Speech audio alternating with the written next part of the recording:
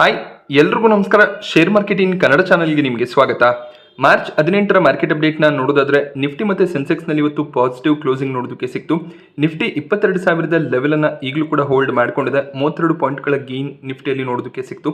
ಎಲ್ಲಿವರೆಗೂ 22,000 ಲೆವೆಲ್ನ ಮೇಲ್ಗಡೆ Nifty trade ಆಗ್ತಿರುತ್ತೆ ಅಲ್ಲಿವರೆಗೂ ಪಾಸಿಟಿವ್ ಸೆಂಟಿಮೆಂಟ್ ಎಕ್ಸ್ಪೆಕ್ಟೆಡ್ ಇರುತ್ತೆ. ಹಾಗೆ ಸೆನ್ಸೆಕ್ಸ್ನಲ್ಲಿ ಕೂಡ 105 ಪಾಯಿಂಟ್ಗಳಷ್ಟು ಅಪ್ಸೈಡ್ ಇವತ್ತು ನೋಡೋದಕ್ಕೆ ಸಿಕ್ತು. ಬ್ಯಾಂಕ್ ನಿಫ್ಟಿ ಸ್ವಲ್ಪ ನೆಗೆಟಿವ್ ಆಗಿತ್ತು, ಒಂದು ನೆಗೆಟಿವ್ ಕ್ಲೋಸಿಂಗ್ ಬ್ಯಾಂಕ್ ನಿಫ್ಟಿಯಲ್ಲಿ ನೋಡೋದಕ್ಕೆ ಸಿಕ್ಕಿದೆ. ಹಾಗೆಯೇ ನಿಫ್ಟಿ ಸೆನ್ಸೆಕ್ಸ್ನಲ್ಲಿ ಸ್ವಲ್ಪ ವೀಕ್ನೆಸ್ ಮುಂದಿನ ದಿನಗಳಲ್ಲಿ ಕೂಡ ಕಂಟಿನ್ಯೂ ಆಗ್ಬೋದು. ಯಾವಾಗ ಎಲೆಕ್ಷನ್ ರಿಸಲ್ಟ್ಸ್ನ ಡೇಟ್ಗಳು ಹತ್ರ ಬರುತ್ತೆ ಆಗ ಒಂದು ಪ್ರೀ ಎಲೆಕ್ಷನ್ ರ್ಯಾಲಿಯನ್ನು ನಾವು ಮಾರ್ಕೆಟ್ನಲ್ಲಿ ಎಕ್ಸ್ಪೆಕ್ಟ್ ಮಾಡ್ಬೋದಾಗುತ್ತೆ. ನಿಫ್ಟಿ 50 ಟಾಪ್ ಗೇನರ್ಸ್ ಮತ್ತು ಲೂಸರ್ಸ್ ಅನ್ನು ಅಬ್ಸರ್ವ್ ಮಾಡಿದಾಗ ಟಾಟಾ ಸ್ಟೀಲ್ ಇವತ್ತು ಟಾಪ್ ಗೇನರ್ ಆಗಿತ್ತು. ಟಾಟಾ ಸ್ಟೀಲ್ನಲ್ಲಿ 5.5% ಅಪ್ಸೈಡ್ ನೋಡೋದಕ್ಕೆ ಸಿಕ್ಕಿದ್ರೆ JSW ಸ್ಟೀಲ್ ಕೂಡ 3% ಗೇನ್ ಆಗಿದೆ. ಇದಕ್ಕೆ ರೀಸನ್ ಜನವರಿ ಮತ್ತು ಫೆಬ್ರವರಿ ತಿಂಗಳ ಚೈನಾದ ಇಂಡಸ್ಟ್ರಿಯಲ್ ಔಟ್ಪುಟ್ ಡೇಟಾ ಆಗಿರುತ್ತೆ. ಎಕ್ಸ್ಪರ್ಟ್ಗಳು 5.2% ಇಂಡಸ್ಟ್ರಿಯಲ್ ಗ್ರೋತ್ ಚೈನಾದಲ್ಲಿ ರೆಕಾರ್ಡ್ ಆಗ್ಬೋದು ಅಂತ ಪ್ರಿಡಿಕ್ಟ್ ಮಾಡಿದ್ರು. ಬಟ್ ಚೈನಾದಲ್ಲಿ 7% ಇಂಡಸ್ಟ್ರಿಯಲ್ ಔಟ್ಪುಟ್ ನೋಡೋದಕ್ಕೆ ಸಿಕ್ಕಿದೆ. ಚೈನಾದಲ್ಲಿ ಇಂಡಸ್ಟ್ರಿಯಲ್ ಔಟ್ಪುಟ್ ಇನ್ಕ್ರೀಸ್ ಆದರೆ ಅದು ಮೆಟಲ್ ಸೆಕ್ಟರ್ನ ಕಂಪನಿಗಳಿಗೆ ಪಾಸಿಟಿವ್ ಆಗುತ್ತೆ. ಅದೇ ಒಂದು ರೀಸನ್ ನಿಂದ ಟಾಟಾ ಸ್ಟೀಲ್ ಮತ್ತು JSW ಸ್ಟೀಲ್ನಲ್ಲಿ ಒಳ್ಳೆ ಒಂದು ಬೈಯಿಂಗ್ ಇವತ್ತು ನೋಡೋದಕ್ಕೆ ಸಿಕ್ಕಿದೆ. M&M ಕೂಡ 3% ಗೇನ್ ಆಗಿದೆ. ಟಾಟಾ ಮೋಟಾರ್ಸ್ನಲ್ಲಿ ಕೂಡ 3% ಅಪ್ಸೈಡ್ ನೋಡೋದಕ್ಕೆ ಸಿಕ್ತು. ಅಪೋಲೋ ಹಾಸ್ಪಿಟಲ್ಸ್ ಕೂಡ 2.5% ಅಪ್ಸೈಡ್ನೊಂದಿಗೆ ಕ್ಲೋಸಿಂಗ್ ಅನ್ನು ಕೊಟ್ಟಿದೆ. ಟಾಪ್ ಲೂಸರ್ಸ್ ಲಿಸ್ಟ್ನಲ್ಲಿ ಟಾಟಾ ಕನ್ಸ್ಯೂಮರ್ ಪ್ರಾಡಕ್ಟ್ ನೋಡೋದಕ್ಕೆ ಸಿಕ್ತು. 2% ಕರೆಕ್ಷನ್ ಟಾಟಾ ಕನ್ಸ್ಯೂಮರ್ ಪ್ರಾಡಕ್ಟ್ ಅಲ್ಲಿ ನೋಡೋದಕ್ಕೆ ಸಿಕ್ತು. ಹಾಗೆ IT ಸೆಕ್ಟರ್ನ ಸ್ಟಾಕ್ಗಳಲ್ಲಿ ಕೂಡ ಸ್ವಲ್ಪ ವೀಕ್ನೆಸ್ ನೋಡೋದಕ್ಕೆ ಸಿಗ್ತದೆ. ನಾಸ್ಡ್ಯಾಕ್ನಲ್ಲಿ ಕೂಡ ಸ್ವಲ್ಪ ವೀಕ್ನೆಸ್ ಇದರಿಂದ IT ಸ್ಟಾಕ್ಗಳು ನೆಗೆಟಿವ್ ಆಗಿ ಕ್ಲೋಸ್ ಆಗಿದೆ. ಇನ್ಫೋಸಿಸ್ನಲ್ಲಿ 2% ಕರೆಕ್ಷನ್ ನೋಡೋದಕ್ಕೆ ಸಿಕ್ಕಿದ್ರೆ TCS 1.5% ಕರೆಕ್ಟ್ ಆಗಿದೆ. UPL ನಲ್ಲಿ ಕೂಡ 2% ಕರೆಕ್ಷನ್ ಇವತ್ತು ನೋಡೋದಕ್ಕೆ ಸಿಕ್ತು. ಟೈಟನ್ ಕೂಡ 1.5% ಡೌನ್ ಸೈಡ್ ನೊಂದಿಗೆ ಕ್ಲೋಸ್ ಆಗಿದೆ. ಸೊ ಟಾಟಾ ಸನ್ಸ್ನ IPO ನ್ಯೂಸ್ ರೀಸೆಂಟ್ ಆಗಿ ನಮಗೆ ನೋಡೋದಕ್ಕೆ ಸಿಕ್ಕಿತ್ತು. ಈಗ ಟಾಟಾ ಸನ್ಸ್ TCS ನಲ್ಲಿ 2 ಕೋಟಿ ಶೇರ್ಸ್ಗಳನ್ನು ಸೆಲ್ ಮಾಡ್ತಾರೆ ಅನ್ನುವಂಥ ಒಂದು ನ್ಯೂಸ್ ನೋಡೋದಕ್ಕೆ ಸಿಕ್ಕಿದೆ. ಬ್ಲಾಕ್ ಡೀಲ್ನಲ್ಲಿ ಈ ಒಂದು ಸೆಲ್ಲಿಂಗ್ ಆಗುವಂಥ ಚಾನ್ಸಸ್ ಇದೆ. 9,000 ಕೋಟಿ ಅಮೌಂಟ್ನ ಶೇರ್ಸ್ಗಳನ್ನು ಟಾಟಾ ಸನ್ಸ್ ಮಾರ್ಕೆಟ್ನಲ್ಲಿ ಸೆಲ್ ಮಾಡ್ತಾರೆ. 4,000 ಪ್ರೈಸ್ನಲ್ಲಿ ಈ ಒಂದು ಸೆಲ್ಲಿಂಗ್ ಬರುತ್ತೆ. ಹಾಗೆ 9,000 ಕೋಟಿ ಅಮೌಂಟ್ನ ಶೇರ್ಸ್ ಅಂದಾಗ ಸ್ವಲ್ಪ ವೀಕ್ನೆಸ್ ಸ್ಟಾಕ್ ಪ್ರೈಸ್ನಲ್ಲಿ ಇದ್ದೇ ಇರುತ್ತೆ. ಬಟ್ ಈ ಶೇರ್ಸ್ಗಳನ್ನು FIIs DIIs ಬ್ಲಾಕ್ ಡೀಲ್ನಲ್ಲಿ ಬೈ ಮಾಡ್ಕೋತಾರೆ. ಅದರಿಂದ ಹೆಚ್ಚಿನ ಒಂದು ಇಂಪ್ಯಾಕ್ಟ್ ಆಗೋದಿಲ್ಲ. ಇವತ್ತು ಬೆಳಿಗ್ಗೆ ಟಾಟಾ ಕನ್ಸಲ್ಟೆನ್ಸಿ ಸರ್ವಿಸಸ್ ಒಳ್ಳೆ ಒಂದು ಪಾಸಿಟಿವ್ ಓಪನಿಂಗ್ ಅನ್ನು ಪಡ್ಕೊಂಡಿತ್ತು. 52 ವೀಕ್ ಹೈ ಹತ್ರ ಕೂಡ ಟ್ರೇಡ್ ಆಗ್ತಿತ್ತು. ಯಾವಾಗ ಟಾಟಾ ಸನ್ಸ್ ಶೇರ್ಸ್ಗಳನ್ನು ಸೆಲ್ ಮಾಡ್ತಾರೆ ಅನ್ನುವಂಥ ಒಂದು ನ್ಯೂಸ್ ನೋಡೋದಕ್ಕೆ ಸಿಕ್ತು ಆಗ ಸ್ವಲ್ಪ ವೀಕ್ನೆಸ್ ನೋಡೋದಕ್ಕೆ ಸಿಕ್ಕಿದೆ. ಹಾಗೆ ಟಾಟಾ ಸನ್ಸ್ ತಮ್ಮ IPOನ 2025 ಸೆಪ್ಟೆಂಬರ್ನ ಒಳಗಾಗಿ ಲಾಂಚ್ ಮಾಡಬೇಕು ಅನ್ನುವಂಥ ಒಂದು ರಿಪೋರ್ಟ್ ಕೂಡ ನೋಡೋದಕ್ಕೆ ಸಿಕ್ಕಿತ್ತು. ಹಾಗೆಯೇ ಟಾಟಾ ಸನ್ಸ್ ತಮ್ಮ IPOನ ಡಿಲೇ ಮಾಡ್ತಿದ್ದಾರೆ ಅಥವಾ ಅದನ್ನು ತರದೇ ಇರುವಂಥ ಪ್ಲಾನ್ಸ್ಗಳನ್ನು ಮಾಡ್ತಿದ್ದಾರೆ ಅನ್ನುವಂಥ ಒಂದು ರಿಪೋರ್ಟ್ ಕೂಡ ನೋಡೋದಕ್ಕೆ ಸಿಕ್ಕಿತ್ತು. ಇನ್ನು ಕೂಡ ಟಾಟಾ ಸನ್ಸ್ನ IPO ಬಗ್ಗೆ ಯಾವುದೇ ಒಂದು ಕ್ಲಾರಿಟಿ ಇಲ್ಲ. ಸೊ ಟಾಟಾ ಸನ್ಸ್ IPOನ ಅವಾಯ್ಡ್ ಮಾಡೋದಕ್ಕೆ ಏನೆಲ್ಲ ಪ್ರಯತ್ನವನ್ನು ಮಾಡ್ಬೋದು ಅದನ್ನು ಮಾಡುವಂಥ ಚಾನ್ಸಸ್ ಇರುತ್ತೆ. ಈಗ TCSನಲ್ಲಿ ಶೇರ್ಸ್ಗಳನ್ನು ಸೆಲ್ ಮಾಡ್ತಿದ್ದಾರೆ. ರೀಸನ್ ಬಹಳಷ್ಟು ಡೆಟ್ ಟಾಟಾ ಸನ್ಸ್ನಲ್ಲಿ ಇದೆ. ಅದನ್ನು ಕ್ಲಿಯರ್ ಮಾಡಿಕೊಂಡು ಟಾಟಾ ಕ್ಯಾಪಿಟಲ್ನಲ್ಲಿ ಅವರು ಇನ್ನೂ ಶೇರ್ಸ್ಗಳನ್ನು ಹೋಲ್ಡ್ ಮಾಡ್ತಿದ್ದಾರೆ. ಅದನ್ನು ಇನ್ನೊಂದು ಎಂಟಿಟಿಗೆ ಟ್ರಾನ್ಸ್ಫರ್ ಮಾಡಿದ್ರೆ ಆಗ ಟಾಟಾ ಸನ್ಸ್ ಮೇಜರ್ NBFC ಅಥವಾ CIC ಕಂಪನಿ ಆಗಿರೋದಿಲ್ಲ. ಆಗ ಅವರು IPOನ ಅವಾಯ್ಡ್ ಮಾಡ್ಬೋದಾಗುತ್ತೆ. ಸೊ ಸಾಕಷ್ಟು ಕ್ಯಾಲ್ಕುಲೇಷನ್ಸ್ಗಳು ಟಾಟಾ ಮ್ಯಾನೇಜ್ಮೆಂಟ್ನ ಕಡೆಯಿಂದ ಆಗ್ತದೆ. ಫೈನಲ್ ಆಗಿ ಅವರ ಕಡೆಯಿಂದ ಕ್ಲಾರಿಫಿಕೇಶನ್ ಬಂದಾಗ ಮಾತ್ರ ನಾವು ಕನ್ಫರ್ಮ್ ಮಾಡ್ಕೋಬೋದಾಗುತ್ತೆ. ಇವತ್ತಿನ FII DII ಆಕ್ಟಿವಿಟಿಯನ್ನು ಅಬ್ಸರ್ವ್ ಮಾಡಿದಾಗ DIIs ನೆಟ್ ಬೈಯರ್ಸ್ ಆಗಿ ಕಂಟಿನ್ಯೂ ಆಗ್ತಿದ್ದಾರೆ. 2,260 ಕೋಟಿ ಅಮೌಂಟ್ನ ನೆಟ್ ಬೈಯಿಂಗ್ DIIs ಕಡೆಯಿಂದ ಬಂದಿದೆ. FIIs ಇವತ್ತು ಕೂಡ ನೆಟ್ ಸೆಲ್ಲರ್ಸ್ ಆಗಿದ್ದಾರೆ. 2,051 ಕೋಟಿ ಅಮೌಂಟ್ನ ನೆಟ್ ಸೆಲ್ಲಿಂಗ್ FIIs ಕಡೆಯಿಂದ ಬಂತು. LIC ಸ್ಟಾಕ್ ಪ್ರೈಸ್ನಲ್ಲಿ ರೀಸೆಂಟ್ ಟೈಮ್ನಲ್ಲಿ ಒಳ್ಳೆ ಒಂದು ಜಂಪ್ ನೋಡೋದಕ್ಕೆ ಸಿಕ್ಕಿತ್ತು. ಬಹಳ ದಿನಗಳ ನಂತರ LIC IPO ಪ್ರೈಸ್ನ ಮೇಲ್ಗಡೆ ಟ್ರೇಡ್ ಆಗ್ತಿತ್ತು. ಬಟ್ 1060 ಲೆವೆಲ್ನಿಂದ LICಯಲ್ಲಿ ಮತ್ತೆ ಕರೆಕ್ಷನ್ ನೋಡೋದಕ್ಕೆ ಸಿಕ್ಕಿದೆ. ಆಲ್ಮೋಸ್ಟ್ 15% ಹೈಯರ್ ಲೆವೆಲ್ನಿಂದ LIC ಕರೆಕ್ಟ್ ಆಗಿದೆ. ಸೊ ಯಾವುದೇ ಒಂದು ಸ್ಟಾಕ್ ತುಂಬಾನೇ ಗೇನ್ ಆಗಿದ್ದಾಗ ಹೈಯರ್ ಲೆವೆಲ್ನಿಂದ ಪ್ರಾಫಿಟ್ ಬುಕಿಂಗ್ ಬರುತ್ತೆ. ಅದರ ಜೊತೆಯಲ್ಲಿ ಇನ್ನೊಂದು ನೆಗೆಟಿವ್ ನ್ಯೂಸ್ ಕೂಡ LICಯಲ್ಲಿ ನೋಡೋದಕ್ಕೆ ಸಿಗ್ತದೆ. LIC ತಮ್ಮ ಎಂಪ್ಲಾಯೀಸ್ಗಳ ಸ್ಯಾಲರಿಯನ್ನು ಹೈಕ್ ಮಾಡಬೇಕು ಅನ್ನುವಂಥ ಪ್ಲಾನ್ಸ್ ಅನ್ನು ಮಾಡ್ತಿದ್ದಾರೆ. ಇದಕ್ಕೆ ಗೌರ್ಮೆಂಟ್ನ ಕಡೆಯಿಂದ ಅಪ್ರೂವಲ್ ಕೂಡ ಸಿಕ್ಕಿದೆ. ಸೊ 1 ವರ್ಷದಲ್ಲಿ 29,000 ಕೋಟಿಯಷ್ಟು ವೇಜ್ ಬಿಲ್ ಅನ್ನು LIC ರೈಸ್ ಮಾಡ್ತಾರೆ. ಸೊ ಈ ಒಂದು ಬಿಲ್ನಿಂದ ಏನಾಗುತ್ತೆ ಅಂದ್ರೆ LIC ಏನು ಪಾಲಿಸಿ ಬೇಸ್ಡ್ ಇನ್ಕಮ್ ಅನ್ನ ಪಡ್ಕೋತಾರೆ. ಅವರ ರೆವೆನ್ಯೂ ಏನಿರುತ್ತೆ ಅದರಲ್ಲಿ ಎಕ್ಸ್ಪೆನ್ಸಸ್ ಇನ್ಕ್ರೀಸ್ ಆಗೋದು ಕಾಣಿಸುತ್ತೆ. ಅದು ಅವರ ಮಾರ್ಜಿನ್ ನ ಮೇಲೆ ಇಂಪ್ಯಾಕ್ಟ್ ಅನ್ನು ತರುತ್ತೆ.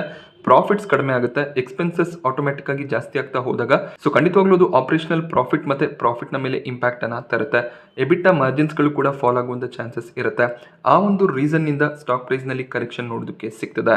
ಸೊ ಯೂಶಲಿ IT ಕಂಪನೀಸ್ಗಳು ಕೂಡ ಇದೇ ರೀತಿಯಲ್ಲಿ ಮಾಡ್ತಾರೆ. ಯಾವಾಗ ಕಂಪನಿಯ ಪರ್ಫಾರ್ಮೆನ್ಸ್ ಚೆನ್ನಾಗಿ ಇರೋದಿಲ್ಲ, ಅವರು ಹೈಕ್ಗಳನ್ನು ಸ್ಟಾಪ್ ಮಾಡ್ತಾರೆ. ಹೈಕನ್ನು ಸ್ಟಾಪ್ ಮಾಡಿದಾಗ ಎಕ್ಸ್ಪೆನ್ಸಸ್ಸನ್ನು ಸಾಕಷ್ಟು ಮಟ್ಟಿಗೆ ಕಡಿಮೆ ಮಾಡ್ಬೋದಾಗುತ್ತೆ. ಆಗ ಅವರು ಮಾರ್ಜಿನ್ಸನ್ನು ಪ್ರೊಟೆಕ್ಟ್ ಮಾಡ್ಕೋತಾರೆ.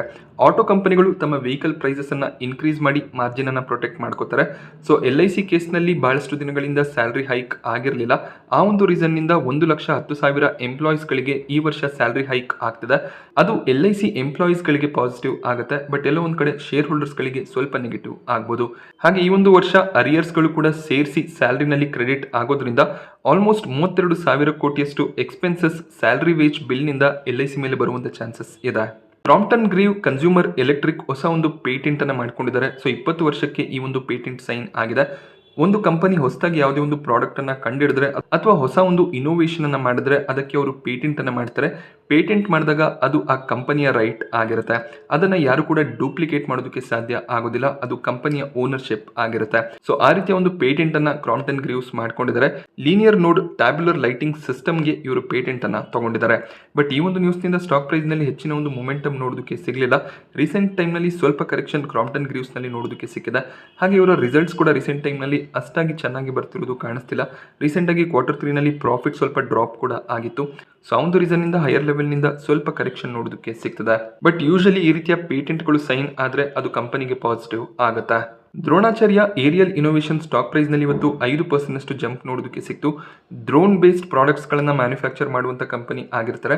ಹಾಗೆ ಡ್ರೋನ್ಗೆ ಬೇಕಾಗುವಂತ ಹಾರ್ಡ್ವೇರ್ ಪ್ರಾಡಕ್ಟ್ಸ್ ಗಳನ್ನು ಕೂಡ ಇವರು ಸಪ್ಲೈ ಮಾಡ್ತಾರೆ. ಇವರಿಗೆ ಇಂಡಿಯನ್ ಆರ್ಮಿ ಕಡೆಯಿಂದ ಆರ್ಡರ್ ಸಿಕ್ಕಿದೆ. ಇವರು ಇಂಡಿಯನ್ ಆರ್ಮಿ ಡ್ರೋನ್ ಲ್ಯಾಬ್ಗೆ ಬೇಕಾದಂತ IT ಹಾರ್ಡ್ವೇರ್ ಗಳನ್ನು ಸಪ್ಲೈ ಮಾಡೋದಕ್ಕೆ ಈ ಒಂದು ಕಾಂಟ್ರಾಕ್ಟ್ ಅನ್ನ ಸೈನ್ ಮಾಡಿದ್ದಾರೆ. So CPUs, monitors, keyboard, mouse ಈ ರೀತಿಯ ಪ್ರಾಡಕ್ಟ್ಸ್ಗಳನ್ನು ಇಂಡಿಯನ್ ಆರ್ಮಿ ಡ್ರೋನ್ ಲ್ಯಾಬ್ಗೆ ಇವರು ಸಪ್ಲೈ ಮಾಡ್ತಾರೆ. ಈ ಕಾಂಟ್ರಾಕ್ಟ್ ಸಿಕ್ಕಿರೋದ್ರಿಂದ ಸ್ಟಾಕ್ ಪ್ರೈಸ್ನಲ್ಲಿ ಒಳ್ಳೆ ಒಂದು ಜಂಪ್ ನೋಡೋದಕ್ಕೆ ಸಿಕ್ಕಿದೆ. ದ್ರೋಣಾಚಾರ್ಯ ಏರಿಯಲ್ ಒಂದು ಮೈಕ್ರೋ ಕ್ಯಾಪ್ನ ಕಂಪನಿ ಆಗಿರುತ್ತೆ. 350 ಕೋಟಿಯ ಮಾರ್ಕೆಟ್ ಕ್ಯಾಪ್ ಹೊಂದಿರುವಂತಹ ಕಂಪನಿ 50ರ PE ಟ್ರೇಡ್ ಆಗ್ತದೆ. ಅದೇ ನಾವು ಇಂಡಸ್ಟ್ರಿ PE ಅಬ್ಸರ್ವ್ ಮಾಡಿದಾಗ ಇಂಡಸ್ಟ್ರಿ PE 93ರ ಅರೌಂಡ್ ಅಲ್ಲಿ ನೋಡೋದಕ್ಕೆ ಸಿಗುತ್ತೆ. ಹಾಗೆ ಕಂಪನಿಯಲ್ಲಿ ಯಾವುದೇ ರೀತಿಯ ಡೆಟ್ ಇಲ್ಲ, ಒಂದು ಡೆಟ್ ಫ್ರೀ ಕಂಪನಿ ಆಗಿರುತ್ತೆ. 30ರ ಬುಕ್ ವ್ಯಾಲ್ಯೂ ನೋಡೋದಕ್ಕೆ ಸಿಗುತ್ತೆ. ಬಟ್ ಸ್ಟಾಕ್ ಈಗ 146ರ ಪ್ರೈಸ್ ನಲ್ಲಿ ಟ್ರೇಡ್ ಆಗ್ತದೆ. ಹಾಗೆ ರೀಸೆಂಟ್ ಆಗಿ 221ರ ಹೈ ಅನ್ನು ಕೂಡ ದ್ರೋಣಾಚಾರ್ಯ ಏರಿಯಲ್ ಇನೋವೇಷನ್ಸ್ ಟಚ್ ಮಾಡಿತ್ತು. ಸ್ಮಾಲ್ ಕ್ಯಾಪ್ ಸ್ಟಾಕ್ಗಳಲ್ಲಿ ಕರೆಕ್ಷನ್ ಇರೋದ್ರಿಂದ ಈ ಒಂದು ಸ್ಟಾಕ್ನಲ್ಲಿ ಕೂಡ ಕರೆಕ್ಷನ್ ನೋಡೋದಕ್ಕೆ ಸಿಕ್ಕಿದೆ. ಹಾಗೆ ಕಂಪನಿಯ ಪರ್ಫಾರ್ಮೆನ್ಸ್ ರೀಸೆಂಟ್ ಟೈಮ್ನಲ್ಲಿ ಸ್ವಲ್ಪ ಇಂಪ್ರೂವ್ ಆಗ್ತಿರೋದು ಕಾಣಿಸ್ತದೆ. ಇವರ ಸೇಲ್ಸ್, ರೆವೆನ್ಯೂ ಹಾಗೆ ಪ್ರಾಫಿಟ್ನಲ್ಲಿ ಕೂಡ ಒಳ್ಳೆಯ ಒಂದು ಜಂಪ್ ನೋಡೋದಕ್ಕೆ ಸಿಗ್ತದೆ. ಸ್ವಲ್ಪ ಟೈಮ್ ನಿಮ್ಮ ವಾಚ್ ಲಿಸ್ಟ್ನಲ್ಲಿ ಇಟ್ಕೋಬೋದಾಗುತ್ತೆ. ಕಂಪನಿ ಯಾವ ರೀತಿಯಲ್ಲಿ ಪರ್ಫಾರ್ಮೆನ್ಸನ್ನು ಕೊಡ್ತಿದೆ ಅದನ್ನು ಅಬ್ಸರ್ವ್ ಮಾಡ್ಬೋದಾಗುತ್ತೆ. ಅದರ ಬೇಸಿಸ್ ಮೇಲೆ ಪೊಸಿಷನ್ ತಗೊಳ್ಳೋ ಬಗ್ಗೆ ನೀವು ಯೋಚನೆ ಮಾಡ್ಬೋದು. ಟಾಟಾ ಗ್ರೂಪ್ನ ಕಂಪನಿ ಟಾಟಾ ಇನ್ವೆಸ್ಟ್ಮೆಂಟ್ ಕಾರ್ಪೊರೇಷನ್ ಸಾಕಷ್ಟು ಜಂಪ್ ಆಗಿತ್ತು. ಈಗ ಹೈಯರ್ ಲೆವೆಲ್ನಿಂದ ಲೋವರ್ ಸರ್ಕ್ಯೂಟ್ ನೋಡೋದಕ್ಕೆ ಸಿಗ್ತದೆ. ಸೊ ನಾನು ಬಹಳ ವಿಡಿಯೋಗಳಲ್ಲಿ ನಿಮಗೆ ಹೇಳಿದ್ದೀನಿ, ಯಾವಾಗ ಒಂದು ಸ್ಟಾಕ್ನಲ್ಲಿ ಈ ರೀತಿಯ ಒಂದು ಜಂಪ್ ನೋಡೋದಕ್ಕೆ ಸಿಗುತ್ತೆ ಆಗ ಹೈಯರ್ ಲೆವೆಲ್ಗಳಲ್ಲಿ ಬೈಯಿಂಗ್ ಅನ್ನು ಅವಾಯ್ಡ್ ಮಾಡಿ ಅಂತ. ಯಾವ ಒಂದು ಲೆವೆಲ್ನಿಂದ ಕರೆಕ್ಷನ್ ನೋಡೋದಕ್ಕೆ ಸಿಗುತ್ತೆ ಅದನ್ನು ನಾವು ಎಕ್ಸ್ಪೆಕ್ಟ್ ಮಾಡೋದಕ್ಕೆ ಸಾಧ್ಯ ಆಗೋದಿಲ್ಲ. ಆಪರೇಟರ್ಸ್ಗಳು ನ್ಯೂಸ್ನ ಬೇಸಿಸ್ ಮೇಲೆ ಸ್ಟಾಕ್ ಅನ್ನ ಬಹಳಷ್ಟು ಮೇಲಕ್ಕೆ ತಗೊಂಡೋಗಿರ್ತಾರೆ. ಬಟ್ ಹೈಯರ್ ಲೆವೆಲ್ನಲ್ಲಿ ಅವರು ಲಂಸಮ್ ಸೆಲ್ಲಿಂಗ್ ಅನ್ನ ಮಾಡಿದಾಗ ಲೋವರ್ ಸರ್ಕ್ಯೂಟ್ಗಳು ನೋಡೋದಕ್ಕೆ ಸಿಗುತ್ತೆ. ಅದೇ ರೀತಿಯ ಒಂದು ಲೋವರ್ ಸರ್ಕ್ಯೂಟ್ ಈಗ ಟಾಟಾ ಇನ್ವೆಸ್ಟ್ಮೆಂಟ್ ಕಾರ್ಪೊರೇಷನ್ ಅಲ್ಲಿ ನೋಡೋದಕ್ಕೆ ಸಿಗ್ತದೆ. ಸೊ ಕಳೆದ 5 ದಿನಗಳಿಂದ ಲೋವರ್ ಸರ್ಕ್ಯೂಟ್ ಕಂಟಿನ್ಯೂಸ್ ಆಗಿ ನೋಡೋದಕ್ಕೆ ಸಿಗ್ತದೆ. ಯಾರೆಲ್ಲ 8,500ರ ಮೇಲ್ಗಡೆ ಬೈಯಿಂಗ್ ಅನ್ನ ಮಾಡಿದರೆ ಅವ್ರಿಗೆ ಈಗ ಸ್ಟಾಕ್ ಅನ್ನ ಸೆಲ್ ಮಾಡೋದಕ್ಕೆ ಕೂಡ ಸಾಧ್ಯ ಆಗೋದಿಲ್ಲ. ಯೂಶಲಿ ಲೋವರ್ ಸರ್ಕ್ಯೂಟ್ ಬಂದಾಗ ನಾವು ಶೇರ್ಸ್ ಗಳನ್ನು ಸೆಲ್ ಮಾಡೋದಕ್ಕೆ ಸಾಧ್ಯ ಆಗೋದಿಲ್ಲ. ಅದೇ ರೀತಿಯಲ್ಲಿ ಅಪ್ಪರ್ ಸರ್ಕ್ಯೂಟ್ ಇದ್ದಾಗ ನಾವು ಶೇರ್ಸ್ ಗಳನ್ನ ಬೈ ಮಾಡ್ಕೊಳ್ಳೋದಕ್ಕೆ ಸಾಧ್ಯ ಆಗೋದಿಲ್ಲ. ಕಂಪನಿಯ ಫಂಡಮೆಂಟಲ್ ಸ್ಟ್ರಾಂಗ್ ಆಗಿದೆ. ಬಟ್ ಸ್ಟಾಕ್ ಪ್ರೈಸ್ ನಲ್ಲಿ ಬಹಳಷ್ಟು ಗೇನ್ ನೋಡೋದಕ್ಕೆ ಸಿಕ್ಕಿತ್ತು. Back to back positive news ಕೂಡ ಇತ್ತು. ಟಾಟಾ ಟೆಕ್ನಾಲಜೀಸ್ನ IPO ಹಾಗೆ ಟಾಟಾ ಸನ್ಸ್ನ IPO ನ್ಯೂಸ್ ಕೂಡ ಇದ್ದಿದ್ದರಿಂದ ಆಪರೇಟರ್ಸ್ಗಳು ಆ ನ್ಯೂಸ್ನ ಅಡ್ವಾಂಟೇಜ್ ಅನ್ನು ತಗೊಂಡು ಸ್ಟಾಕ್ ಪ್ರೈಸ್ ನಲ್ಲಿ ಬಹಳಷ್ಟು ಪಾಸಿಟಿವ್ ಮೊಮೆಂಟಮ್ ಕೂಡ ಬಂದಿತ್ತು. ಈಗ ಕರೆಕ್ಷನ್ ನೋಡೋದಕ್ಕೆ ಸಿಗ್ತದೆ. ಇದೊಂದು ಹೆಲ್ತಿ ಕರೆಕ್ಷನ್ ಆಗಿರುತ್ತೆ. ಬಟ್ ಸ್ಟಿಲ್ ಬಹಳಷ್ಟು ರಿಪೋರ್ಟ್ಗಳು ನೋಡೋದಕ್ಕೆ ಸಿಗ್ತದೆ. ಟಾಟಾ ಇನ್ವೆಸ್ಟ್ಮೆಂಟ್ ನಲ್ಲಿ ಟಾಟಾ ಸನ್ಸ್ನ ಹೋಲ್ಡಿಂಗ್ ಏನಿದೆ ಅದನ್ನು ಅವರು ಬೇರೆ ಒಂದು ಎಂಟಿಟಿಗೆ ಶಿಫ್ಟ್ ಮಾಡಿ IPOನ ಅವಾಯ್ಡ್ ಮಾಡ್ಕೊಳ್ಳುವಂಥ ಚಾನ್ಸಸ್ ಇದೆ ಅಂತ. ಸೊ ಆ ರೀತಿಯ ನ್ಯೂಸ್ನಿಂದ ಕೂಡ ಟಾಟಾ ಇನ್ವೆಸ್ಟ್ಮೆಂಟ್ ನಲ್ಲಿ ಲೋವರ್ ಸರ್ಕ್ಯೂಟ್ ಬರ್ತಿರುವಂಥ ಚಾನ್ಸಸ್ ಇದೆ. KPI ಗ್ರೀನ್ ಎನರ್ಜಿ ಈ ಒಂದು ಸ್ಟಾಕ್ ಕೂಡ 1800 ಲೆವೆಲಿಂದ ಕರೆಕ್ಟ್ ಆಗ್ತಿತ್ತು. ಸ್ಮಾಲ್ ಕ್ಯಾಪ್ ಸ್ಟಾಕ್ಗಳಲ್ಲಿ ವೀಕ್ನೆಸ್ ಇದ್ದಿದ್ದರಿಂದ ಈ ಒಂದು ಸ್ಟಾಕ್ನಲ್ಲಿ ಕೂಡ ಸೆಲ್ಲಿಂಗ್ ಪ್ರೆಷರ್ ನೋಡೋದಕ್ಕೆ ಸಿಕ್ಕಿತ್ತು. ಬಟ್ ಇವತ್ತು ಸ್ಟಾಕ್ 5% ಗೇನ್ ಆಗಿದೆ. ಇವರಿಗೆ ಮಹಾರಾಷ್ಟ್ರ ಗೌರ್ಮೆಂಟ್ನ ಕಡೆಯಿಂದ ಒಂದು ಸೋಲಾರ್ ಪ್ರಾಜೆಕ್ಟ್ ಸಿಕ್ಕಿದೆ. ಈ ಪ್ರಾಜೆಕ್ಟ್ ಸಿಕ್ಕಿದ್ರಿಂದ ಸ್ಟಾಕ್ ಪ್ರೈಸ್ನಲ್ಲಿ ಒಳ್ಳೆ ಒಂದು ಜಂಪ್ ನೋಡೋದಕ್ಕೆ ಸಿಕ್ಕಿದೆ. ಸೊ KPI ಗ್ರೀನ್ ಎನರ್ಜಿ ಕೂಡ ರೀಸೆಂಟ್ ಟೈಮ್ನಲ್ಲಿ ಬಹಳಷ್ಟು ರಿಟರ್ನ್ಸ್ ಅನ್ನು ಜನರೇಟ್ ಮಾಡಿ ಕೊಟ್ಟಿದೆ. ಸೊ ಈ ಒಂದು ಕಂಪನಿಯನ್ನು ಕೂಡ ನೀವು ನಿಮ್ಮ ರಾಡರ್ನಲ್ಲಿ ಇಟ್ಕೋಬೋದಾಗುತ್ತೆ. ಸ್ವಲ್ಪ ಕರೆಕ್ಷನ್ ನೋಡೋದಕ್ಕೆ ಸಿಕ್ಕಿದ್ರೆ ಲಾಂಗ್ ಟರ್ಮ್ಗೆ ಒಳ್ಳೆ ಒಂದು ಬೆಟ್ ಆಗುವಂಥ ಚಾನ್ಸಸ್ ಇರುತ್ತೆ. IPOಗಳ ವಿಚಾರಕ್ಕೆ ಬಂದಾಗ ಪಾಪ್ಯುಲರ್ ವೆಹಿಕಲ್ ಅಂಡ್ ಸರ್ವಿಸಸ್ನಲ್ಲಿ ಗ್ರೇ ಮಾರ್ಕೆಟ್ ಪ್ರೀಮಿಯಂ ಕಾಣಿಸ್ತಿಲ್ಲ. ಮಾರ್ಚ್ 19ಕ್ಕೆ ಈ ಒಂದು ಕಂಪನಿ ಮಾರ್ಕೆಟ್ನಲ್ಲಿ ಲಿಸ್ಟ್ ಆಗ್ತಿದ್ದು ಒಂದು ಫ್ಲಾಟ್ ಅಥವಾ ನೆಗೆಟಿವ್ ಲಿಸ್ಟಿಂಗ್ನ ಎಕ್ಸ್ಪೆಕ್ಟೇಷನ್ಸ್ ಇರುತ್ತೆ. ಅದೇ ರೀತಿಯಲ್ಲಿ ಕ್ರಿಸ್ಟಲ್ನಲ್ಲಿ ಇವತ್ತು ಕೊನೆ ದಿನದ ಸಬ್ಸ್ಕ್ರಿಪ್ಷನ್ ಇತ್ತು. ಗ್ರೇ ಮಾರ್ಕೆಟ್ ಪ್ರೀಮಿಯಂ ಜಂಪ್ ಆಗಿದೆ. 75ರ ಪ್ರೀಮಿಯಂ ನೋಡೋದಕ್ಕೆ ಸಿಗ್ತದೆ. 10ರಿಂದ 11% ಲಿಸ್ಟಿಂಗಿನ ಎಕ್ಸ್ಪೆಕ್ಟೇಷನ್ ಇರುತ್ತೆ. ಅದೇ ಒಂದು ರೀಸನ್ನಿಂದ NII ಕ್ಯಾಟಗರಿ 45 ಟೈಮ್ನಷ್ಟು ಕೊನೆ ದಿನ ಸಬ್ಸ್ಕ್ರೈಬ್ ಆಯಿತು. ರಿಟೇಲ್ ಕ್ಯಾಟಗರಿಯಲ್ಲಿ 3.5 ಟೈಮ್ನ ಸಬ್ಸ್ಕ್ರಿಪ್ಷನ್ ನೋಡೋದಕ್ಕೆ ಸಿಕ್ಕಿದೆ. QIB ಕ್ಯಾಟಗರಿ ಕೂಡ 7 ಟೈಮ್ನಷ್ಟು ಸಬ್ಸ್ಕ್ರೈಬ್ ಆಗಿದೆ. ಸೊ ರೀಸೆಂಟಾಗಿ ಬಂದಂಥ IPOಗಳಲ್ಲಿ ಒಳ್ಳೆ ಪ್ರೀಮಿಯಂ ಇದ್ರೂ ಕೂಡ ಲಿಸ್ಟಿಂಗ್ ಟೈಮ್ನಲ್ಲಿ ವೀಕ್ನೆಸ್ ನೋಡೋದಕ್ಕೆ ಸಿಕ್ಕಿದೆ. ಈ ಒಂದು IPO ಯಾವ ರೀತಿಯಲ್ಲಿ ಲಿಸ್ಟ್ ಆಗುತ್ತೆ ಅದನ್ನು ನಾವು ಅಬ್ಸರ್ವ್ ಮಾಡ್ಬೋದಾಗುತ್ತೆ. ಯಾವುದೇ ಒಂದು ಮೇನ್ ಬೋರ್ಡ್ IPOನಲ್ಲಿ 20%ಗೂ ಹೆಚ್ಚಿನ ಲಿಸ್ಟಿಂಗಿನ ಪ್ರಾಬಿಲಿಟಿ ಇದ್ದಾಗ ಆಗ ಅಪ್ಲಿಕೇಶನ್ಸ್ಗಳನ್ನು ಹಾಕ್ಬೋದಾಗುತ್ತೆ. 10-12% ಲಿಸ್ಟಿಂಗಿನ ಪ್ರಾಬಿಲಿಟಿ ಇದ್ದರೆ, ಅಕಸ್ಮಾತ್ ಲಿಸ್ಟಿಂಗ್ನ ದಿನದಂದು ಮಾರ್ಕೆಟ್ನಲ್ಲಿ ವೀಕ್ನೆಸ್ ಇದ್ದರೆ ಫ್ಲಾಟ್ ಅಥವಾ ನೆಗೆಟಿವ್ ಲಿಸ್ಟಿಂಗ್ನ ಎಕ್ಸ್ಪೆಕ್ಟೇಷನ್ಸ್ ಇರುತ್ತೆ. ಆದ್ದರಿಂದ ರಿಸ್ಕ್ ತಗೊಳ್ಳುವಂಥ ಇನ್ವೆಸ್ಟರ್ಸ್ಗಳು ಈ ರೀತಿಯ IPOಗಳಲ್ಲಿ ಇನ್ವೆಸ್ಟ್ ಮಾಡ್ಬೋದಾಗುತ್ತೆ. ನಾನಿವತ್ತು ನಿಮಗೆ ಮಾರ್ಕೆಟ್ನ ಬಗ್ಗೆ ಕೊಟ್ಟಂಥ ಇನ್ಫಾರ್ಮೇಷನ್ ಇಷ್ಟ ಆದರೆ ವಿಡಿಯೋನ ಲೈಕ್ ಮಾಡಿ. ಹಾಗೆ ಇದೇ ರೀತಿಯ ಮಾರ್ಕೆಟ್ ಅಪ್ಡೇಟ್ಸ್ಗಳಿಗೋಸ್ಕರ ಚಾನಲ್ನ ಸಬ್ಸ್ಕ್ರೈಬ್ ಮಾಡ್ಕೊಳ್ಳಿ. Thank you friends.